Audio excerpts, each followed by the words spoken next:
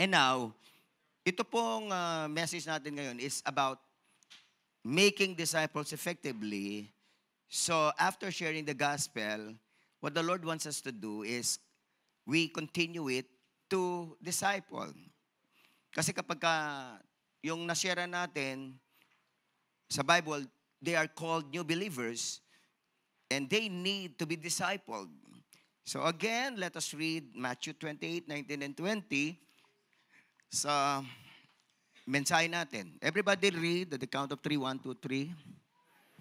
Go and make disciples of all the nations, baptizing them in the name of the Father, the Son, of the Holy Spirit, and teaching them to obey everything I have commanded you, and surely I am with you always to the very end of days.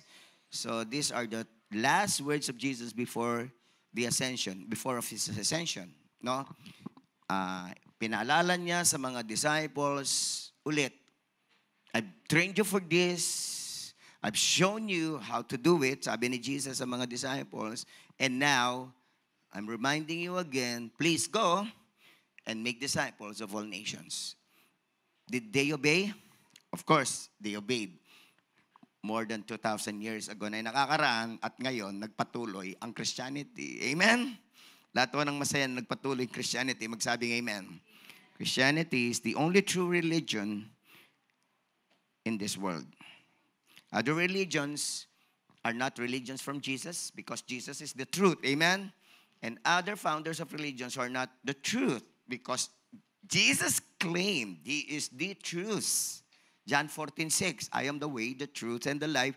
No one comes to the Father except through me. Sino po dito naniniwala Jesus lang katotohanan? Magsabing amen. Very offensive, no? Kasi yung mundo natin ngayon, very gusto inclusive. No, walang exclusive. Mundo kasi ngayon ang pinopromote in the name of democracy and in the name of kindness and love and in the name of yung pong malawak na pag-iisip, kailangan walang exclusive.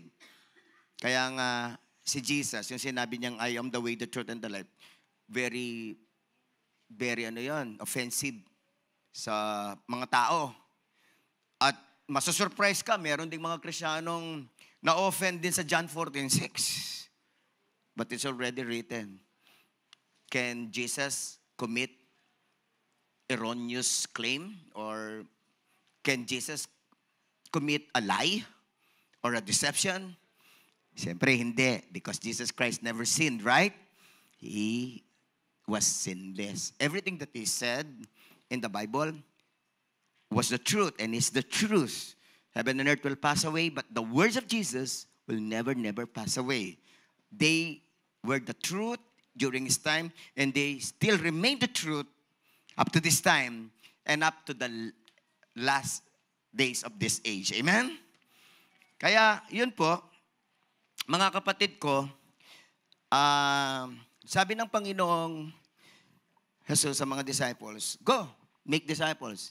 Pagka sinabing go, ang cross-reference niya nasa Mark 16, verse 15. Go and preach the gospel. So all of you have been or are being trained to preach the gospel of John 3:16. But the Great Commission does not stop in preaching the gospel. Kailangan po para makumpleto natin yung Great Commission, completer tayo, kailangan we make disciples. Which means, yung word na disciple ay ibig sabihin learner. So, you keep on guiding and helping others to learn about being a follower of Christ. No? Tutulungan mo siyang magpatuloy na matuto because yan ang ibig sabihin ng disciple, learner. Patuloy siyang matututo kung paano siya magiging totoong Christian. Kung paano siya mabubuhay ng makatotohanan na Kristiyano. Kasi one of the things na naiintindihan natin when we accepted Christ as our personal Lord and Savior, when we encountered Jesus in our life, yung pagiging tunay na Kristiyano talaga. Amen? Because before, Christianity to us is just a religion. But now we learned, when we accepted Christ, we've learned that Christianity is a relationship with Jesus. Relasyon pala ito. Amen? At ito po pala ay tungkol po sa pagiging tunay na follower of Jesus, follower of His teachings. Amen? And we follow His life as well. And it's called Christ-likeness. Ngayon, gusto ko pong maintindihan ninyo that the life of Jesus in Matthew, Mark, Luke, and John, they are called the Synoptic Gospels. Matthew, Mark, Luke, and John. Di ba, alam nyo na, pare-pareho naman ang kwento nila. Medyo naiba lang si John, di ba?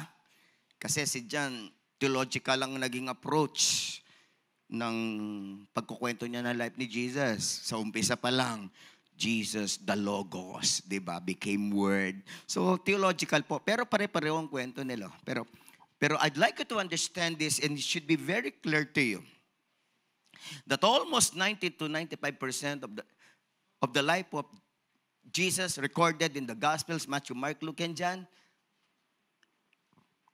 are all about discipleship. Yung pagdi-disciple niya, 95%. 90 to 95% pagdi-disciple niya sa 12. Di ba? Alam natin, naka-record sa Bible. Pinanganak siya. Sino yung magulang niya? Oh, isang chapter lang yon. Pagkatapos, magja-jump na yun saan? Doon sa tinatawag na nagpunta siya sa temple o ang tawag doon ng mga Judaism, bar mitzvah, no? The rite of bar mitzvah, yung dinededicate ang isang youth kay God, bar mitzvah, ang tawag ng mga Hudyo doon. And then after that, only a few verses were told about that. O anong mangyayari? Makikita na natin si Jesus. Ina-approach niya si John the Baptist sa River Jordan. Mababaptize na siya. Di ba? Lahat na nagbabasa sa kwento at nanonood ng Jesus film, magsabi, Amen. O after that, baptism, anong mangyayari? A few verses, ginhide siya ng Holy Spirit na sa wilderness para matempt, di ba? Parang hindi kayo nagbabasa. Parang hindi ko kayo nanonood. Every first week of the month, we watch the Jesus film, right? Kasi kailangan po talaga tayo lahat, Christologist, di ba? Expert in the study of Christ. Okay, anyway. After nung temptation ni Jesus, ilan yung temptation niya kasi? Ilan po yung temptation ni Jesus? 3? Hindi, marami. Pero doon sa Matthew 4, 3 lang, di ba? Pero marami. He was tempted in every way. Pero 3, tama yung sagot niya, 3. Okay, pagkatapos nun, nag-preach na siya ang gospel, and then, sabi ng Bible, He chose the 12 disciples. And from then on, ano nangyari? When He chose the 12 disciples, kasama na niya parati. Tinuruan na niyang mag-preach. Tinuruan niya mag-heal. Tinuruan niya mag-cast out ng demons. No? So, anong tawag doon? Discipleship. Ang tawag sa ginawa ni Jesus, discipleship. So, if you're going to understand yung life ni Jesus sa Matthew, Mark, Luke, and John, 90 to 95% is about discipleship. It's important. Remove nyo yung pagdi-disciple ni Jesus, wala na. 5% na lang ang laman ng Bible. Siguro hanggang chapter 4 na lang. 4 chapters lang. Wala na.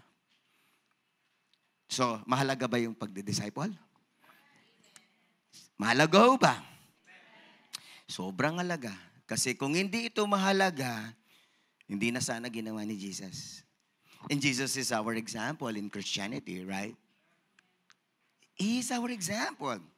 And being genuine and true disciple of Christ, what do? We follow the life of Christ. Diba? Christ-likeness. Everybody say Christ-likeness.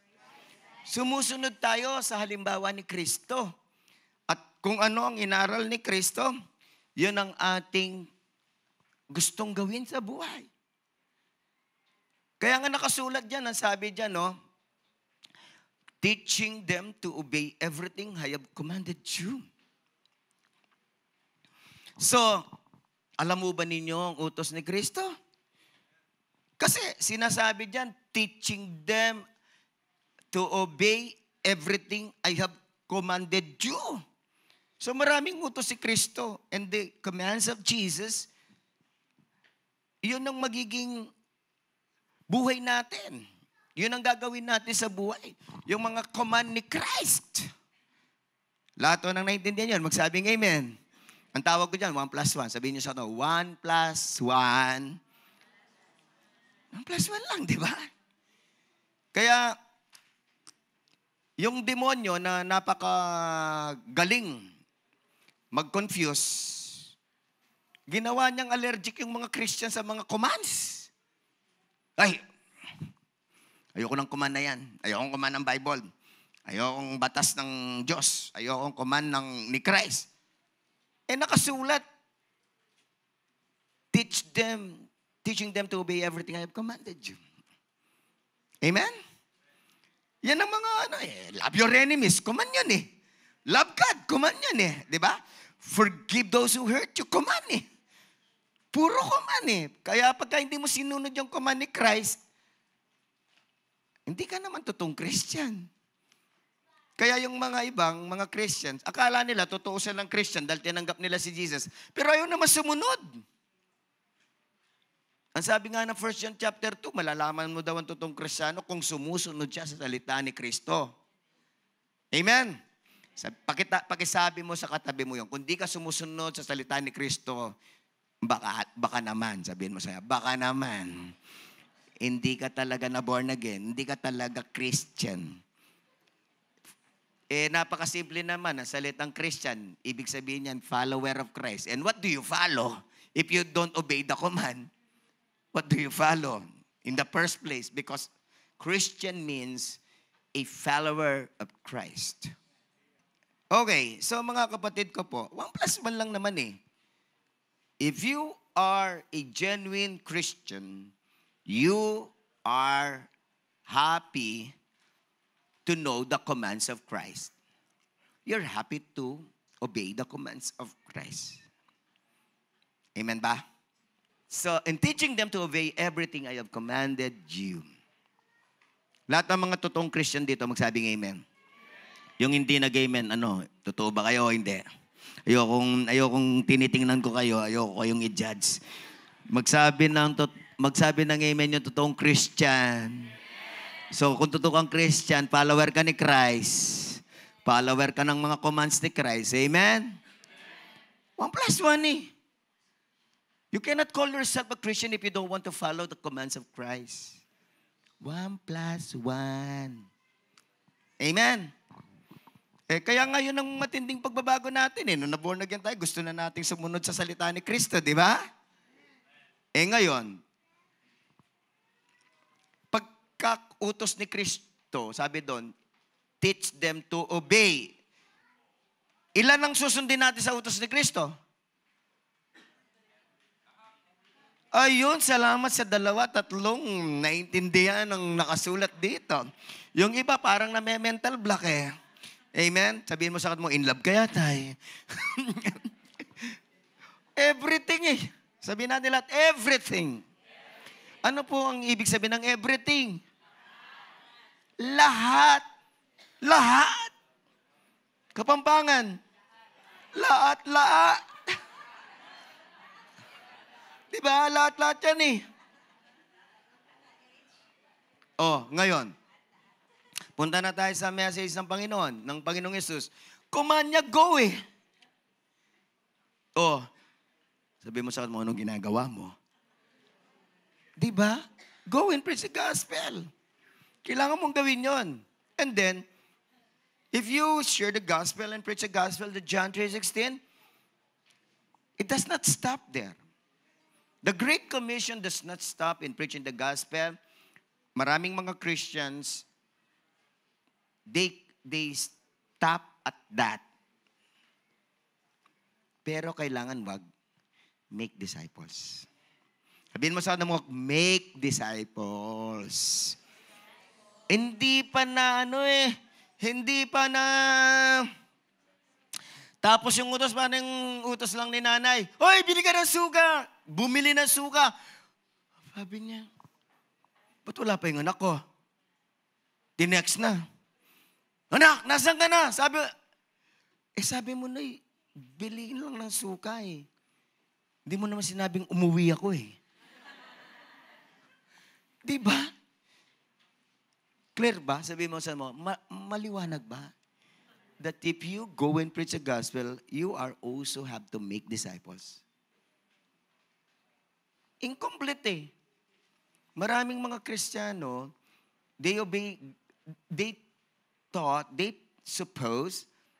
presume na, nagagawa ko yan, pastor. Yung Great Commission, nagagawa ko yan. Asan ang disciple mo? Nag-share lang ng John 3:16 eh. Hindi mo man nagagawa yung Great Commission kung hindi ka nagde-disciple. Amen. By the way, gaano kahalaga to? Yung mga hindi pa kahit nag-go, hindi pa kayo nag-go. No? Pag nagdadrive kayo, gusto nyo parating go. Pero pag sa Christianity, ayaw nyo nang go, gusto nyo stop lang. Sino dito, pagka nasa traffic, inis na inis kayo sa go? At nakalimang go, nakalimang di ba? Anyway, what I'm trying to say is this, mga kapatid ko, kung hindi nag-go at nag-disciple, ang mga disciple ni Jesus, wala nang Christianity ngayon, di ba? Wala na, walang Christianity ngayon. Pero, nag-go sila eh. Kasi kasama nila si Jesus. Ayun, I am with you to the very end of the age. Kasama nila yung Holy Spirit eh. Kaya kapag kasama mo si Jesus, nasa iyo si Jesus sa buhay mo, kasama mong Holy Spirit, sobrang lakas mo, bro. Kaya mo yung Holy Spirit pigilan. Amen? Pakitanong katabi mo, kaya mo bang pigilan ng Holy Spirit? Sabi ng emoji, kaya, pastor. Kasi wala pa akong disciple hanggang ngayon eh. Sa totoo lang. No offense, I love you all. Yung wala pang disciple, pinipigilan ng Holy Spirit. Amen? Ang lakas eh. Pagkitingnan nyo nga yung katabi nyo, sukatin nyo yung bicep. Ang lakas eh. Diba? And how can you do that? How can you do that? You have Jesus, you have the Holy Spirit. How can you do it? How can you do that you can resist the Holy Spirit? Yung mga ibang Christians Pastor, sapat na po yung ako po'y nagbago. Pasalamat po kayo, nawala na po yung bisyo ko. Hindi na po ako uminom ngayon, Pastor. Hindi na po ako nagsusugal. Hindi po ako naninigarilyo. Alam nyo, sa tono ng pananalita, siyang nagbago sa sarili. Pakitanong nga ang katabi niyo, magkaliwanagan tayo. Sino nagbago sa'yo? Sarili mo o si Kristo? Si Kristo rin yung nagbago sa'yo. Hindi naman sarili mo di ba? Sige, mag-testimony ka muna sa katabi mo. Sabihin mo, binago ako ni Kristo. Pagka sinabi mong binago mo yung sarili mo, mayabang ka. No offense. Deceive ka. Kasi hindi naman ikaw nagbago sa sarili mo, si Kristo. Siya nagalis ng bisyo mo, di ba? Siya nagalis ng kayabangan mo. Siya nagalis ng pagmumura mo. Siya nagalis ng topak sa ulo mo, di ba? Amen? Wala akong mayabang. Sabihin niyo po sa katabi mo, walang mayabang. Hindi po tayo nagbago sa sarili natin. Si Jesus. If anyone is in Christ, is a new creation. Amen? At kaya ka nagbabago because when you read the Word of God is so powerful. Hebrews 4:12, living and powerful, and the Word of God is changing you. Amen? Ang makakapagbago lang ng mga salita ay salita ng Diyos. Salita ni Kristo. So mga kapatid ko po, since Jesus came, the kingdom of God here on earth started. And God wants us to spread the kingdom of God, to advance the kingdom of God. Meaning to say, how will it advance? Meaning to say, we preach the gospel, we make disciple para mag-advance ang kingdom of God. Because ibig sabihin ng kingdom of God, maraming taong papasok sa kingdom of God. Para nag-advance ang kingdom of God, nag-spread ang kingdom of God, maraming sumasama sa kingdom of God. Paano naman sila sasama kung hindi mo ipipreach si Jesus to enter the kingdom of God? Tama? Kung hindi mo siya i-disciple. Kaya, eto, minsan lang tayo mabubuhay. Sino po dito naniniwala na minsan lang kayo mabubuhay? Baka naman may pusa dyan. Siyam yata yung tingin nyo sa buhay nyo. Minsan lang tayo mabubuhay. YOLO lang. Sabihin mo sa kata mo, YOLO lang tayo. You only live once.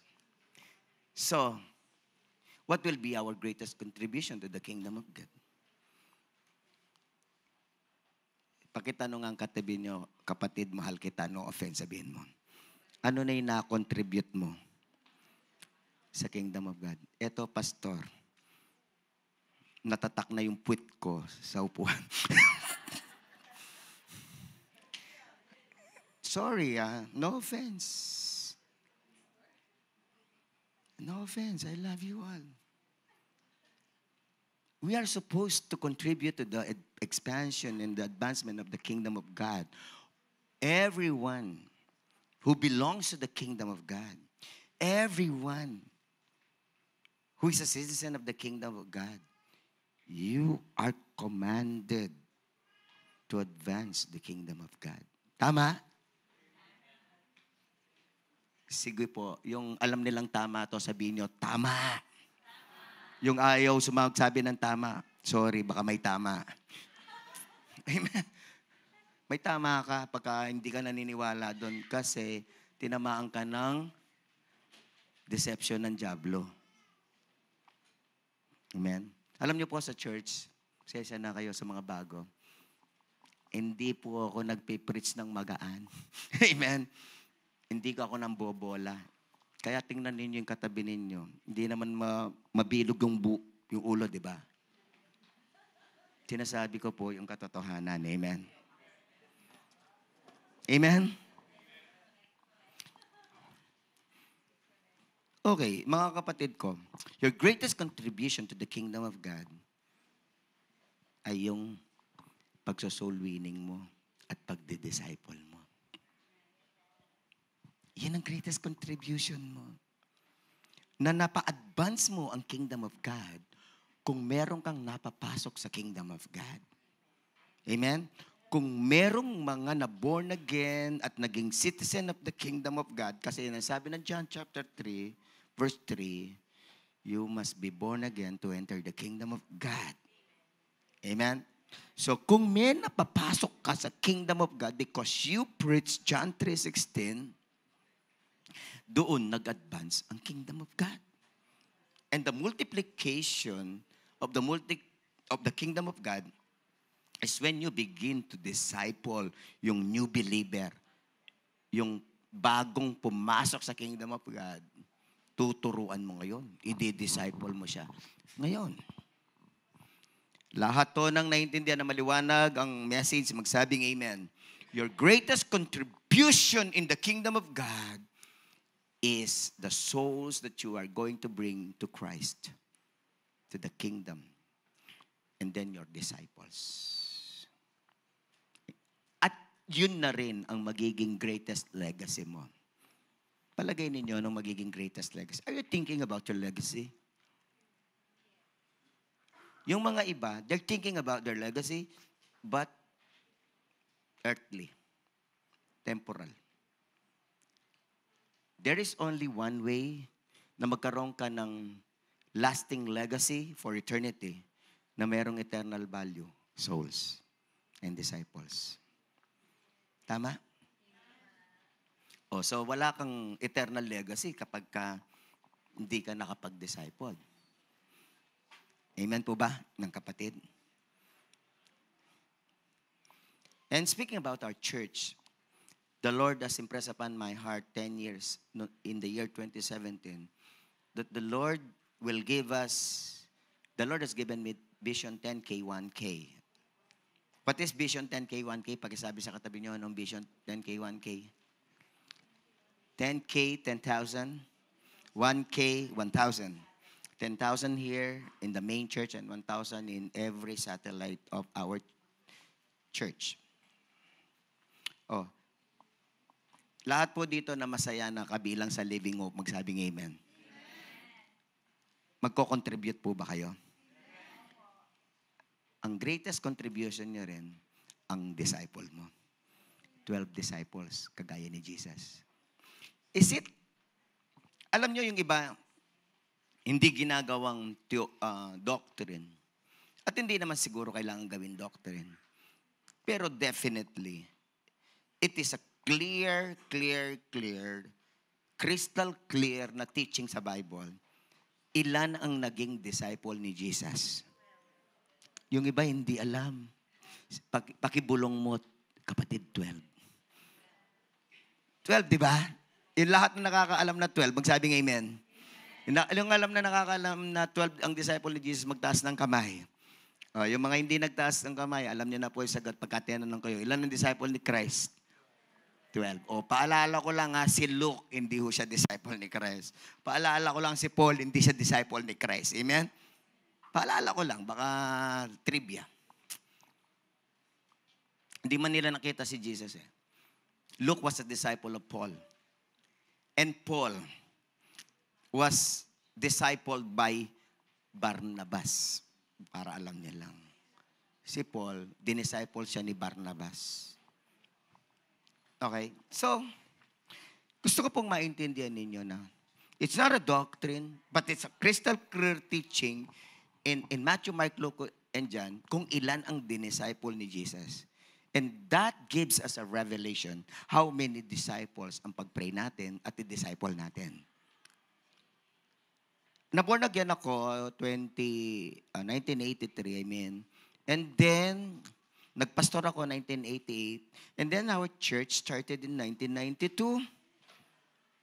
Pero alam nyo, it was only around 2010 or 2009 or 2010 that I came to understand yung 12. When I got connected with Pastor Cesar. Pastor Cesar was given the revelation na ang mga Kristiyano mag-disciple. At kung tatanungin ilan, sundin na lang ang example ni Christ. Amen? Kasi yung iba nanguhula, ilan ang i-disciple mo? Sa akin, 3. Saan mo galing yan? Ako 5. Saan mo galing yan? Inuhulaan lang eh. O kaya, kung ano yung gusto, ako basta pastor. Sabi ng Bible, each one win one. Each one wins one. Or, yeah, it's also correct, each one win one. So, each one win one. Kaya ako, isa lang ang disciple po. Sabihin mo sa katabi mo, saan mo galing yan? Sa Bible, malinaw. Si Jesus, 12 eh. 12 eh, di ba? O, ilan ang i-disciple mo? Sabihin mo sa katabi mo, ilan ang i-disciple mo? 12. Nakailang ka na? Ilan taong ka ng Kristiyano? Di ba? Sa mga may disciples na dito, magtaas ng kamay. Palakpakan natin sila. Purihin ang Panginoon sa kanilang mga buhay. Yung mga wala pang disciple, I don't mean to shame you. No, hindi po to shame campaign. Pero this message is an encouragement for you to start now making disciple. Amen? And Jesus had 12 disciples in 3 years. So, my teaching to you and my challenge to you is raise 12 disciples in 3 years. Kaya? Sabihin mo, kaya? Kaya mo kasi si Jesus nasa puso mo. May Holy Spirit ka pa. Amen. Basta dedicated ka, committed, disiplinado, magta-time management, makakaya mo yan. Oh, so kung born again ka rin lang, na-save ka na, may buhay na walang ka, binibless ka ni God, tinutulungan ka ni God, pinoprotection ka ni God, lalong hindi na mahirap sumunod. Amen?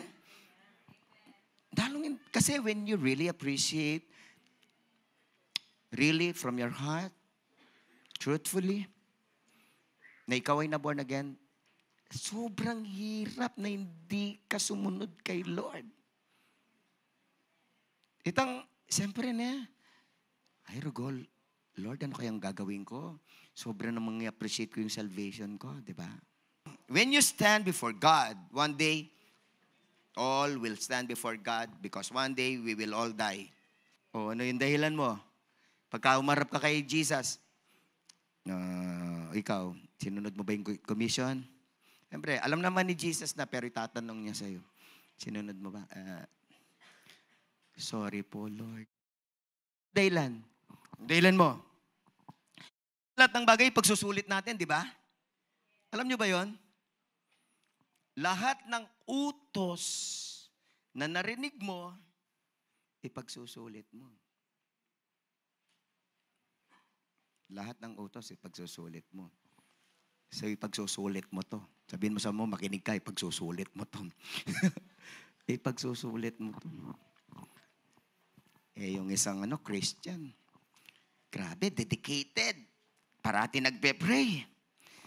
Tapos, Lord, sabi niya, magsiserve ako sa iyo. Magdi-disciple ako. Bigyan mo lang ako ng work. Bigyan mo ako ng business. Grabe, binigyan ng business, itikan. Binigyan ng 10 itik Wow! Masaya siya. Parating nasa prayer meeting, nag-share ng gospel, nagdi-disciple. Yung 10 itik, binless ni God kasi masunurin Di ba? Pagka masunurin tayo, binibless tayo ni God. Grabe, lumaki. Biglang nag-100 Wow! Lalong nag-serve kay Lord Lalong binless naman ni God. Pinarami yung itik. Alam nyo? Yung itik, umabot ng mahigit 1,000 Pero si kapatid, Brother X, hindi na nag-attend ng prayer meeting. At hindi na inasikaso yung disciple. Grabe. Si Brother X, parating nasa itikan. Kasi nainganyo Naging mahigit 1,000 yung itik. Biglang namatay, inatake. Sobrang pagod sa mga itik. Umarap kay God. Oh, dito ka. Opo. Sabi niya, bakit mo naman tinigilan yung pagdi-disciple at pagsaserve? Sabi niya, dumami po kasi yung itik Sabihin mo sa katabi mo, nakaka-relate ka ba? Dumami yung trabaho, iniwan na yung pagde-disciple. Amen? Dumami yung blessing, iniwan ang pagde-disciple, pumasyal na lang sa lahat ng beach. Grabe, kada Sunday saan tayo? Galing na tayo sa Bataan Beach. Libutin natin lahat ng mga beach sa Morong, pati na yung sa Boracay. Grabe, dumami lang ang pera. Linibot na lahat ng beach. Sabihin mo sa katabi mo, pagka pinagpapala, lalong naglilingkod. Dapat ba ganon? Hindi, 1 plus 1 lang. Sabihin mo sa mo, dapat ba ganon? Habang pinagpapala, lalong sumusunod? Lalong naglilingkod? Tama ba yun? Na habang ikaw ay pinagpapala ni Lord, dumadami itik mo, ay aalis ka na sa church? Minsan nga may narinig ako Ni-review ko kagad Alam niyo po naman ako, mapag-review ako. Sabi niya, amen. Alam niyo, sabi niya, pagkatapos ng college, huwag na tayong maglilingkod. Hindi, babaguhin ko lang ng konting kwento. Parang ganun. Huwag nang tumugtog, huwag nang maglingkod. Pagkatapos daw ng college, Grabe, tama ba yun? Sabi mo sa mo, tama ba yun? Bakit ginagawa ng maraming mga gumraduate ng college? Ginagawa ko ng maraming graduate ng college yun. Dahil graduate ng college, nagkatrabaho, hindi na nagdi-disciple. Dapat nga, lahat to ng mga may trabaho dito na single, magsabing amen. Galing kay Lord ang trabaho. Lalo ka nga mag-serve. Alam mo bakit? Binigyan ka na nga niya ng trabaho para may pera kang pang-serve. Nung college ka, wala ka pang maganong pera, nagtitipid ka lang, pero nagdi-disciple ka. Bakit naman ngayon, binigyan ka na ng pera ng Panginoon at hindi ka na nagdi-disciple? Bakit naman? Mali Sabihin mo sa mo, mali di ba? Ano sabi ni Joey dyan? Wow, mali. Sabihin mo sa mo, wow, mali. Yung po maraming mga dito, mga young professional, nawawaw mali pagdating sa trabaho Nawawaw mali. The right attitude and the right heart is that when God gives you a work, the more you will work for God.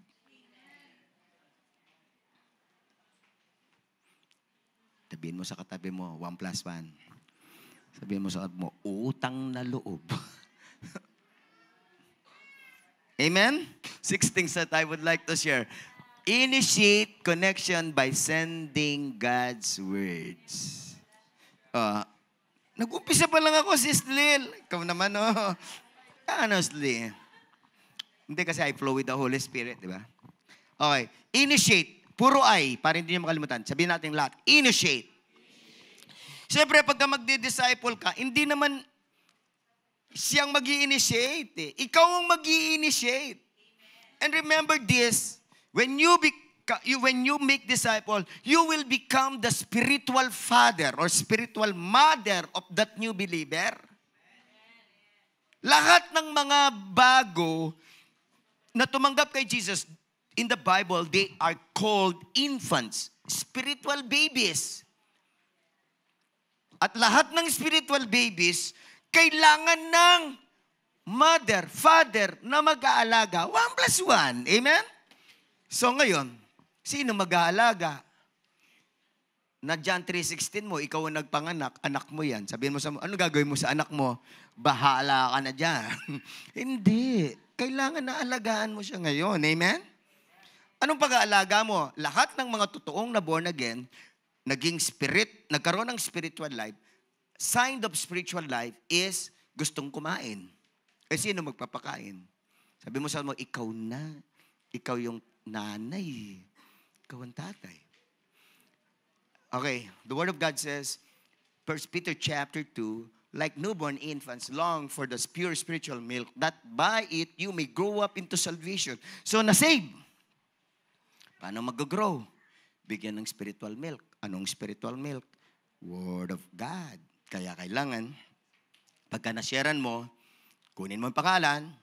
Sino dito na-experience na nung pinanganak ninyo, yung mga nanay dito, kaya yung mga wala pang anak dito, pero yung meron kayong kapatid, nung ipinanganak, hindi binigyan ng pangalan, Baby X. Siyempre, ang ibig sabihin lang nung, kunin mo yung pangalan.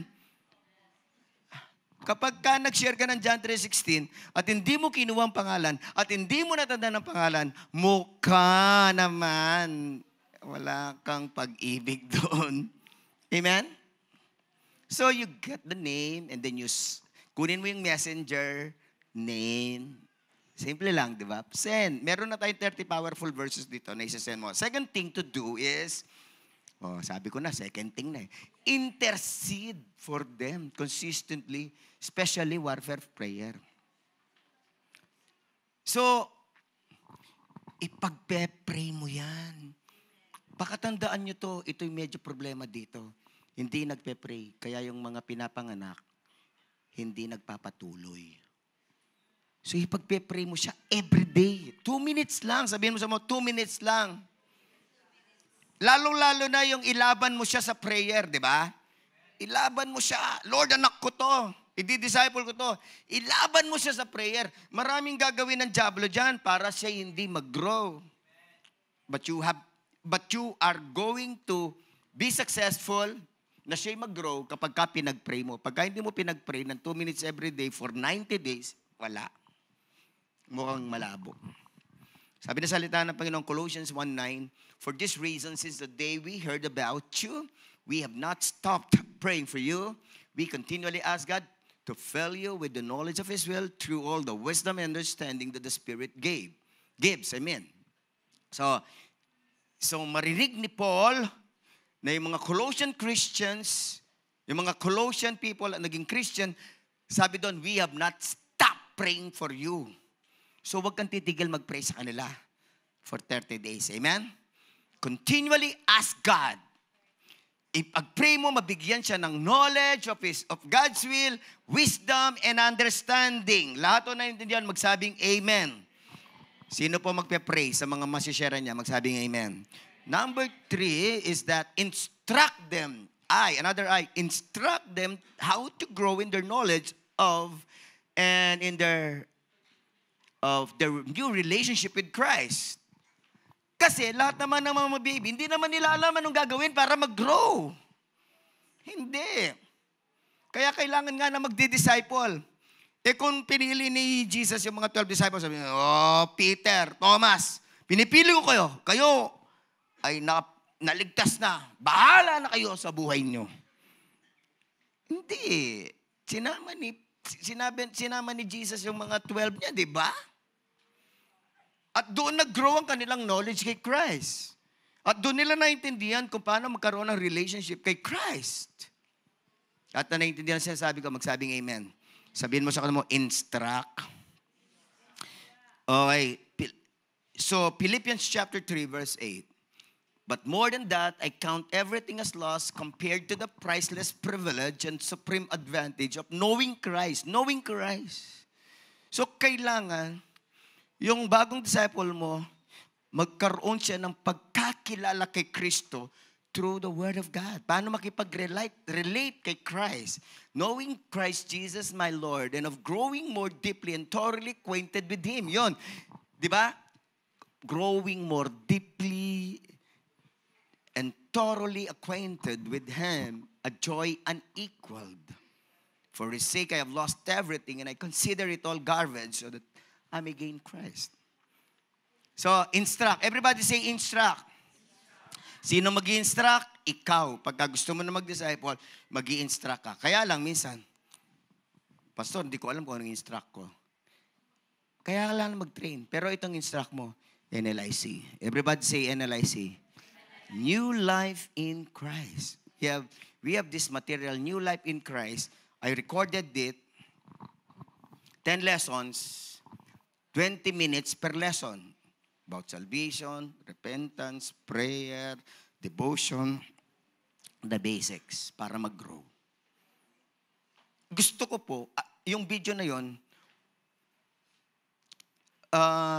actually, pwede nyo i-show kung di nyo alam. No?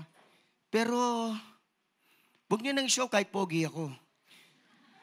Kailangan kayo magturo. Amen? Kasi kapag ka naturo nyo na yon, gagaling kayo. Sabihin mo sa mga, gagaling ka. Alam mo ba ninyo, sino mas magaling? Teacher o estudyante? Madalang naman yun, mas magaling estudyante sa teacher. Sobrang exceptional lang yon. Prick lang yun ang tawag doon. Prick of nature lang ang mga yon. Pero, the law is always, the teacher knows better or knows more than the student. Alam niyo kung ano sinasabi ko ngayon? Pagka naging teacher ka, dadaming alam mo. Gagaling ka. Amen? Kaya ka hindi gumagaling kasi hindi ka nagdi-disciple eh. Amen po ba? And then, let us go to number 4. Number 4, invite. Everybody say invite. Invite them to attend our church worship and care group meeting. Kasi ang church is called the family of God. Pamilya. So kailangan po i-connect nyo po sa family natin. Amen? This new believer lalo siyang matinding mag-grow at may excite kapag nakita niya na mayroong church ang aatinan. Ang isang totoong na born again, alam niya na, saan ako mag-attend ng church? Tinanggap ko si Jesus. Hindi ba lahat kayo, lahat o nakikinig, sabing amen? Nakita nyo yung, kaya kayo nag-attend dito, nakita nyo yung difference ng dati yung church at ng church natin. Nakita nyo yung difference nun. At actually, it's the Holy Spirit working in you. Sinabi ng Holy Spirit sa'yo, ay, lumipat ka na ng church. Doon ka na sa Christ, the living hope. Amen? Actually, it's the Holy Spirit behind all this. It's the Holy Spirit working. O kaya pag may pray mo, Lord, mag-attend po ng church. Amen? Pakakatandaan nyo to, hindi nakakayang mag-invite ng church. Kasi talagang ang isang new believer, totoong na born again, kailangan niya ng totoong church. Yung church niya na hindi totoo, hindi sumusunod sa Biblia, hindi na siya pwedeng mag-attend doon. Kasi hindi naman sumusunod sa Biblia eh. Di ba? At saka hindi naman sila na born again doon eh. Paano siya mag-stay doon? Hebrews chapter 10 verse 25, the word of God says, not neglecting to meet together as some in the habit of some, but encouraging one another, and all the more as you see the day approaching. It's the will of God that we meet together. Where do we meet together? In the church, in the care group. Then let us go to number 5. Number 5, inspire. Everybody say inspire. Inspire them. Pagka sinabing inspire, binibigyan mo sila ng yung bang, praise God, naintindihan nyo. Ini-inspire nyo yung bang ginagawa mo siyang excited to live for Christ and to live like Christ and to be conformed to the image of Christ. Kasi, yun talaga yung yun ang ating motibo dito, mga kapatid. It's not really about the church, but it's about Christ. Nang ngayon, inspire mo siya, mabubuhay na tayo para kay Christ. Amen?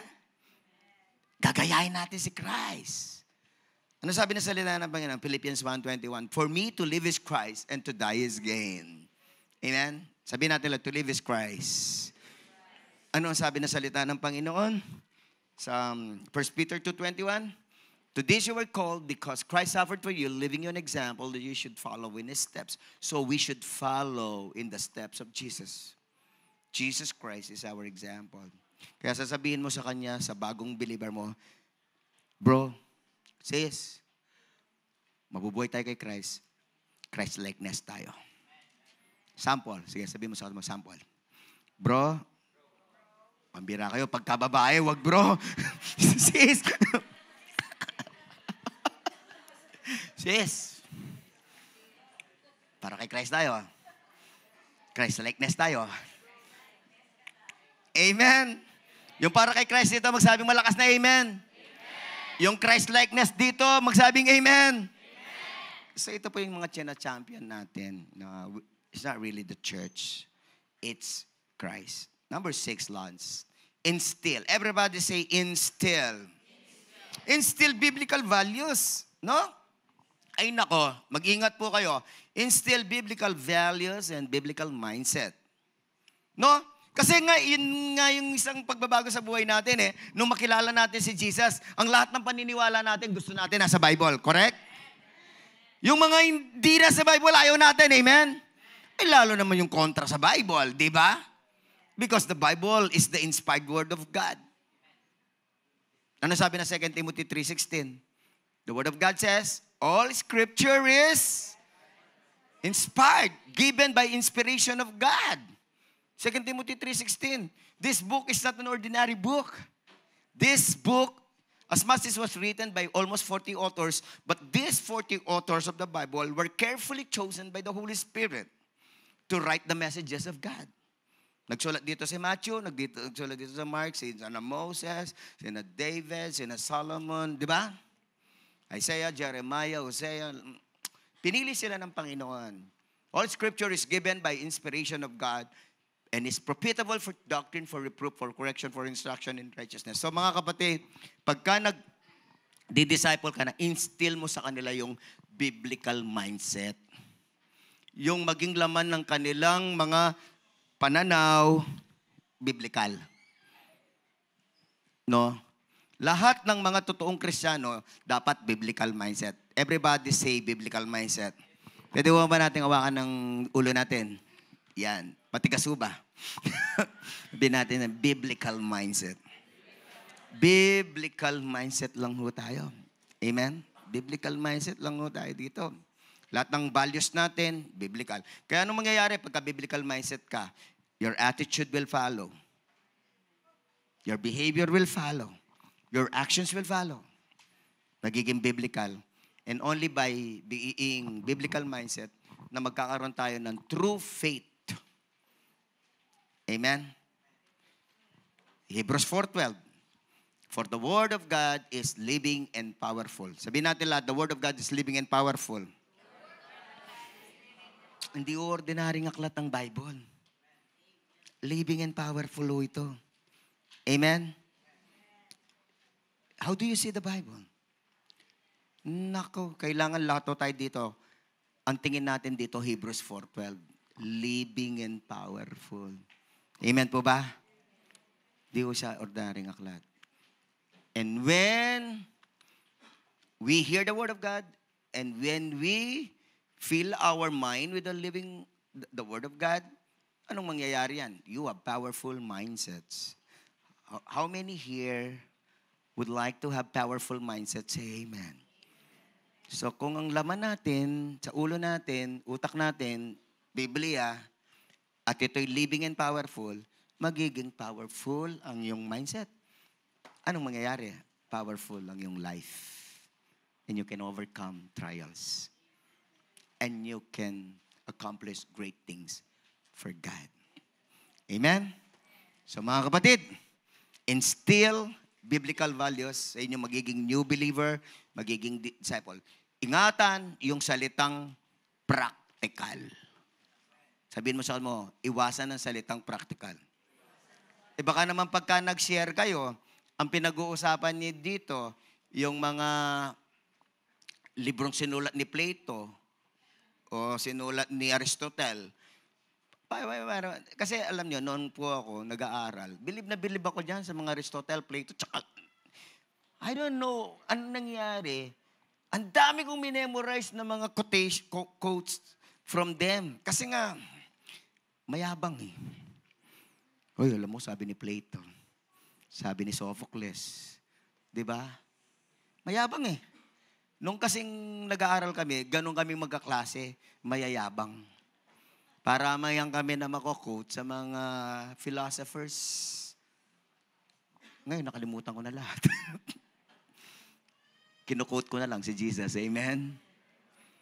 So mga kapatid, huwag niyong pagkwentuhan yung mga libro ni Confucius. Mako-confuse kayo doon. Amen? Instill mo sa kanya biblical teachings, biblical mindset, Word of God. Tapusin ko lang yung practical kasi alam mo, practical lang ha. Practical lang. Ay, nako. Wag na wag. Dapat Bible lang. Amen. Minsan, magsasalita ka pa nga eh. Medyo believe ka. Kasi ganun din ako nun. Alam mo, golden rule. Do not do unto others what you don't want others to do unto you. Alam nyo, kahit maganda sila, wag. Golden rule. Dapat Christ rule. Rule of the Bible. Eh galing naman yung golden rule na yun kay Jesus. Ano sabi ni Jesus? Positive nga sa kanya.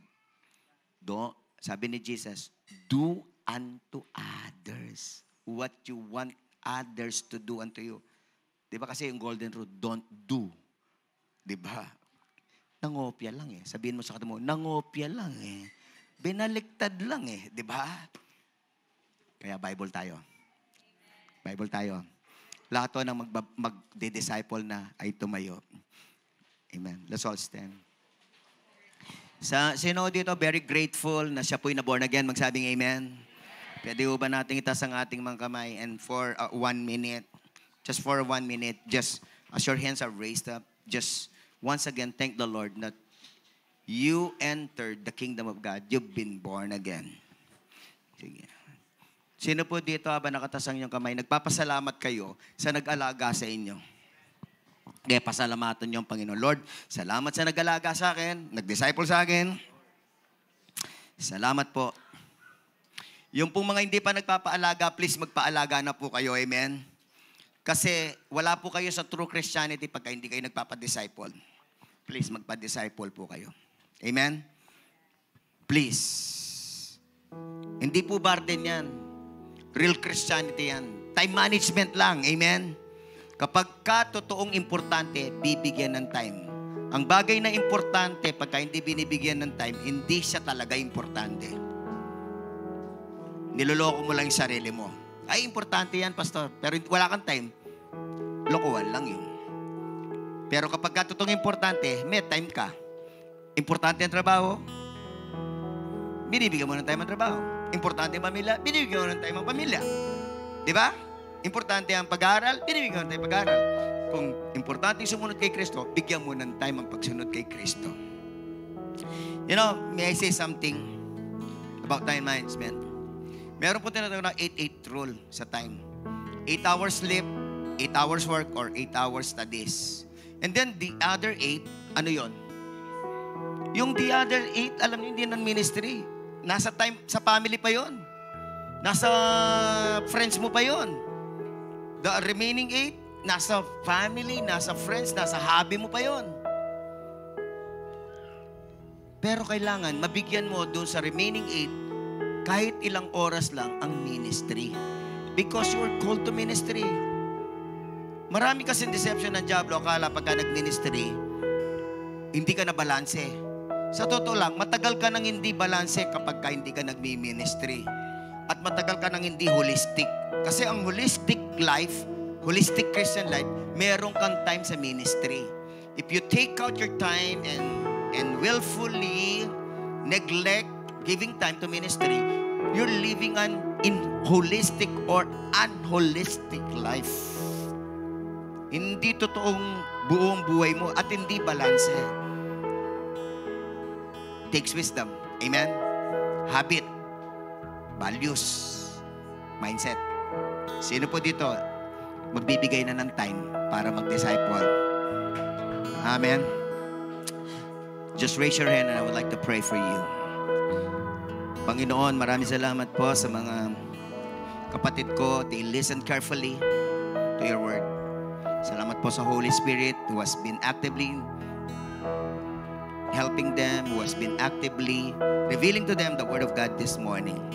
And now, as they have made the commitment, Lord, please, i-guide niyo po sila every day para maging holistic ang kanilang buhay, para maging balanse ang kanilang buhay, at totoo talagang maging Christian sila. Christian na follower ni Christ, sumusunod kay Christ. Mapapatunayan talaga nila na Kristiyano sila dahil sumusunod sila sa mga commands niyo, lalong-lalo na sa Great Commission. Salamat po, Panginoon. And please, Lord, destroy all the mindsets na nabuo na labag sa iyong salita. Lahat ng mga kinrate, mga mindsets, mga excuses and reasons not to serve you and not to do the Great Commission, please destroy in Jesus' name. In Jesus' name. And they will find really their purpose and meaning in life in Christ and in following Christ. Hallelujah. We give you praise. We give you praise. Now it's time to pray for our guest. May guest pa tayo? Ay, nandito na pala. I'm sorry. Dito po kayo. Salamat po, nakinig kayo ng John 3:16. Tinanggap niyo po si Jesus. Amen? Praise God. Pinagpipray po namin na kayo mag-grow. In-invite po namin kayo sa church. This is not about church, but it's about Christ. Pag-pray po namin na bless ng Panginoon ang inyong buhay at ang inyong pamilya. Pwede po ba natin extend ang ating mga kamay sa kanila and bless our visitors? Panginoon, maraming salamat po sa mga sisters namin, bagong sisters namin kay Christ. Tinanggap nila si Jesus. Seal their decision, Lord, by the Holy Spirit. And from this day on, they will be guided by the Holy Spirit. They're going to be excited about your word and about attending church. and about serving you and about transformation ng buhay. Salamat po kung ano man ang need nila, ano man pangangailangan nila, ano man ang problema nila, ano man ang struggle nila. Please empower them. Please help them. Ano man ang need nila, kayo po ang magbibigay. Salamat po, Lord. Masayang-masaya po kami, Panginoong Yahweh, na nagdagdagang kami na mga anak ng Diyos. Salamat po. Bless them. Pagkitas po ang inyong kamay, I would like to bless you as we close. Numbers chapter 6, verses 24 to 26. The Lord bless you. Bless your mind, bless your heart, bless your spirit, bless your health, bless your family. The Lord keep you, protect you from evil one, from the deceptions of the enemy, and from other sicknesses, all sicknesses. The Lord make His face shine upon you and be gracious to you. You will succeed in life. You will prosper in life as you follow Christ faithfully. The Lord turn His face toward you and give you peace of mind, peace of heart. Wala pong magkakaroon ng mental health, anxiety, depression sa inyo. Amen? Shalom. Shalom. All glory to Jesus.